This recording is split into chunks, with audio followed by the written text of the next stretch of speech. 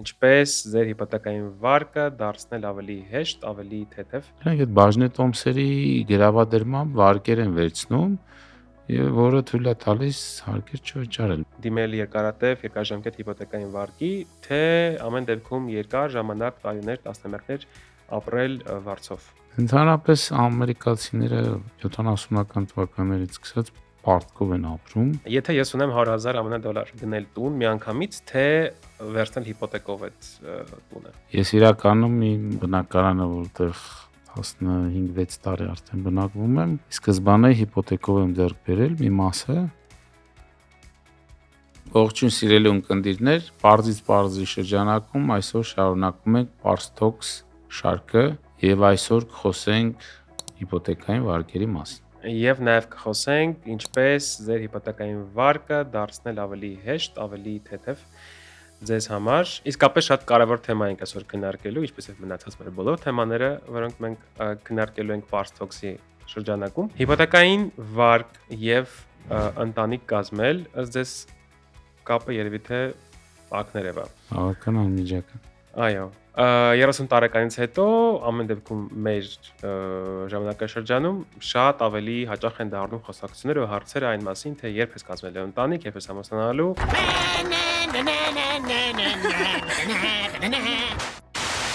Եվ շատերը տարիքակիցներից ասում են, սպասեք, դեռ հիպոթեք պետք է վերցնեմ, տուն ձեռք բերեմ, կառուցեմ եւ այլն եւ այլն։ Այդ իմաստով շատ կարեւոր է խոսել նաեւ նրա մասին, թե ինչի մարդիկ հաճախ խուսափում են այդ վարկատեսակից կամ այդ քայլին գնալու։ Ձեր կարծիքով ինչ որ վախ կա կամ ինչ են մարդիկ հետաձգում այդ ամուսնանալը։ Խոսքը հիպոթեկի մասին է, բայց ամուսնալու մասին, չգիտեմ, կարող ենք նաեւ շարունակել։ Դե իրականում հիպոթեկը բավականին կարևոր որոշում է եւ ֆինանսապես բավականին էական որոշում է, քանի որ 20, նույնիսկ հիմա 25-30 մինչև տարի հիպոթեկ են տալիս եւ բանականաբար այդ երկար ժամանակի ընթացքում բավականին շատ տոկոսագումար է կուտակվում եւ վարկառուն վճարում այդ կա։ Այդ իմաստով sense հարց կա, շատ հաճախ կրկին ընկերներս հարց են տալիս, չգիտեմ ինչի են տալիս այդ հարցը, չեմ կարծում, որ բոլորը ունեն 100,000 $, cash, բայց հարց հետևելն է, եթե ես ունեմ 100,000 $, եւ այս բանին ունեմ տուն գնելու անհրաժեշտություն, ավելի ճիշտ ամեն դեպքում այդ 100,000-ը ծախսել եւ գնել տուն միանգամից, թե վերցնել հիպոթեկով այդ տունը։ Ինձ թվում է դա կախված է ձեր կյանքի նպատակներից, եթե դուք այդ 100,000-ը ավելի լավ կարող եք օգտագործել, օրինակ, չգիտեմ, ձեռներից եք, բիզնեսմեն եք կամ ավելի լավ ներդրում կարող եք անալ, նույնիսկ ֆինանսական ներդրումներ, գուցե իմաստ ունի վերցնել վարկ, այդ գումարը օգտագործել ավելի նպատակային, ավելի մեծ նպատակների համար, եթե չունեք, բնականաբար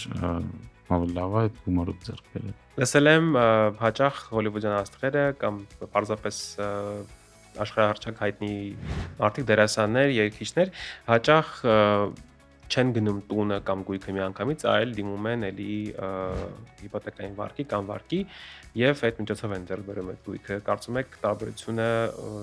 մտածելակերպի մեջ է, թե ինչ որ գուցե ֆինանսական համակարգերի տարբերություն։ Ընդհանրապես ամերիկացիները 70-ական թվականներից սկսած պարտքով են ապրում եւ այդ պարտքը առաջացավ նրանից, որ սկսեցին տարբերվել եկամուտներով մարդիկ, իսկ մինչեւ 70-ականներ իրանք բավական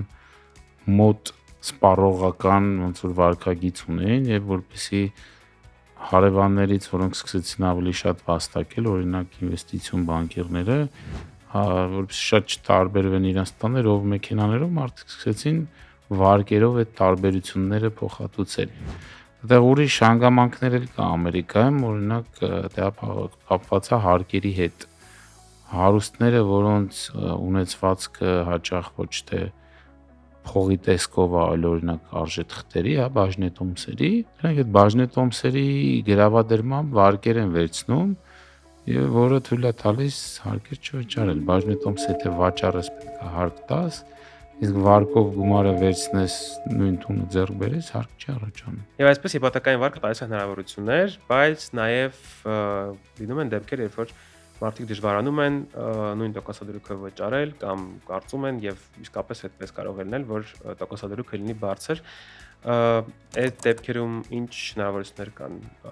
վարկառուների համար։ Դե ընդհանրապես Հայաստանում իպոթեկային վարկը ընդհանրապես փողը էժան չի, բայց երիտասարդների եւ որոշակի խմբերի համար պետությունը որոշակի առաջարկներ ունի բնակարան երիտասարդներին վերաֆինանսավորող վարկային կազմակերպության միջոցով, որտեղ սուբսիդավորվում է որոշակի չափով տոկոսադրույքներ, իսկապես բեռը կարող է բավականին բարձր լինել, հատկապես երիտասարդների համար։ Հաշվի առնելով, որ մեր անշարժ գույքի շուկան էլ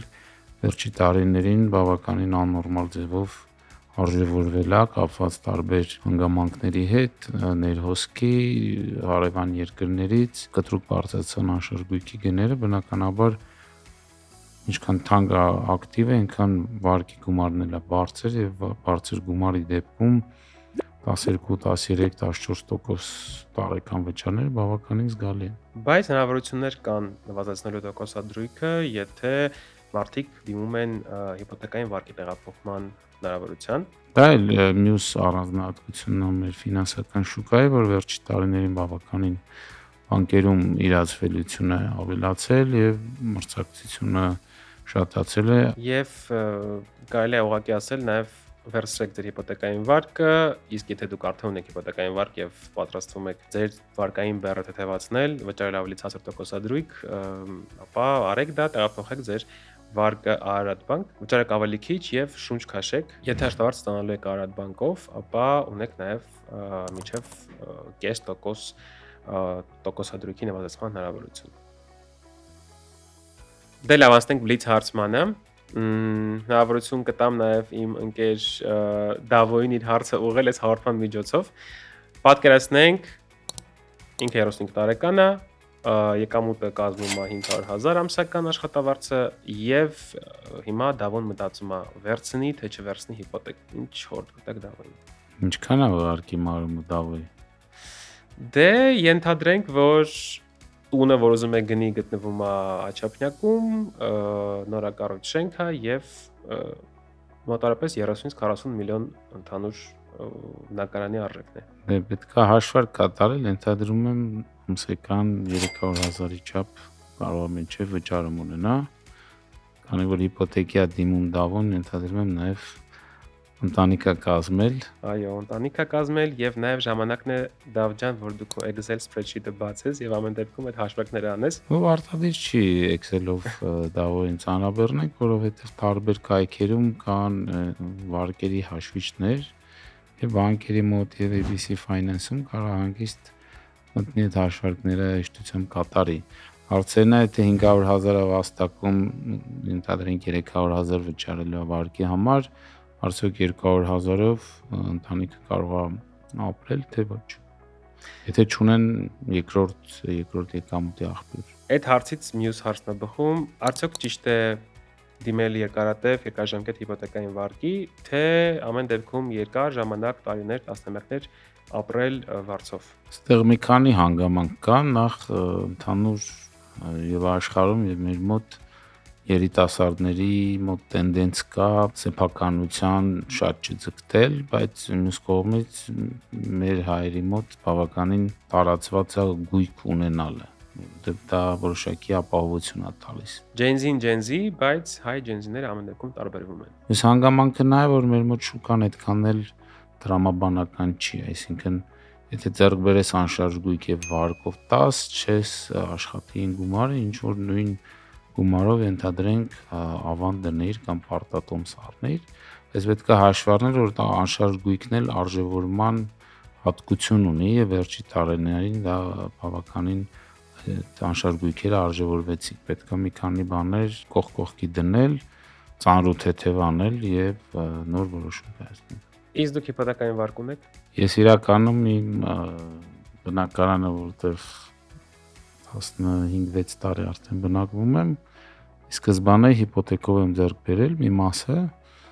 բայց մի քանի տարի հետո վաղաժամկետ մարեցի։ Իսկ եթե ձեր ընկերները եւս ձեզ հարցախեղտ են անում ֆինանսական թեմաներով,